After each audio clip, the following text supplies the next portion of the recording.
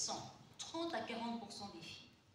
Alors, l'enquête démographique de santé 2023-2024 nous dit qu'une femme de 15, donc les femmes de 15 à 19 ans, une femme de 15 à 19 ans sur 5, c'est-à-dire 20% des femmes qui ont entre 15 et 19 ans ont déjà été enceintes.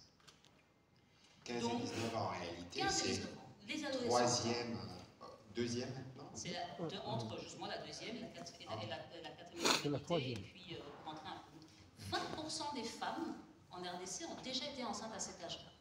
Alors évidemment, c'est 15%, c'est 25% en milieu rural et 13% en milieu urbain.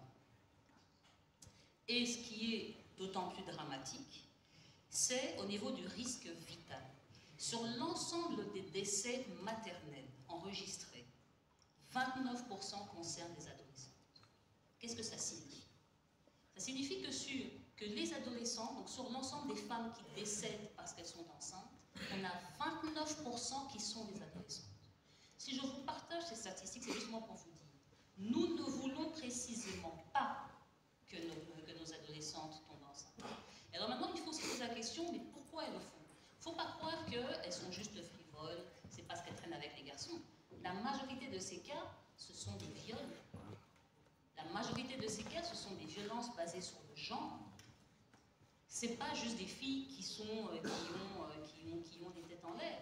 On est là face à une situation absolument dramatique en termes de société et en termes de santé.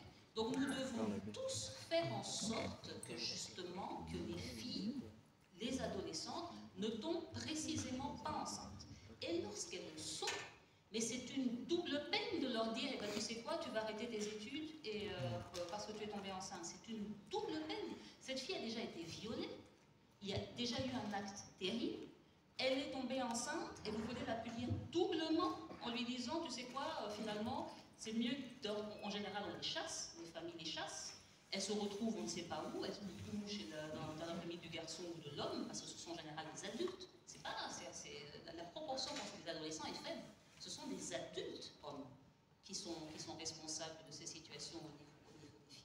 Donc ce que a voulu rappeler la circulaire du ministère, c'est parce que c'est un rappel, il a voulu rappeler que nous ne pouvons pas appliquer de double peine, que nous respectons la loi, comme je l'ai rappelé, la Constitution qui dit qu'il faut une éducation pour tous, pour toutes et tous.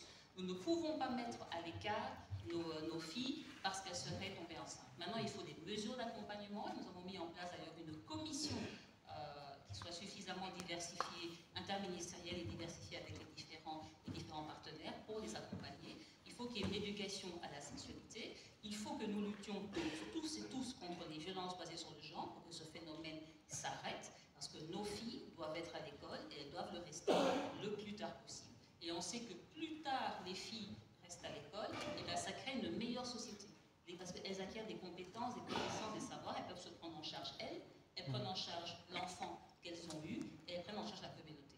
Je vais juste vous donner un témoignage. Quand il y a eu tout ce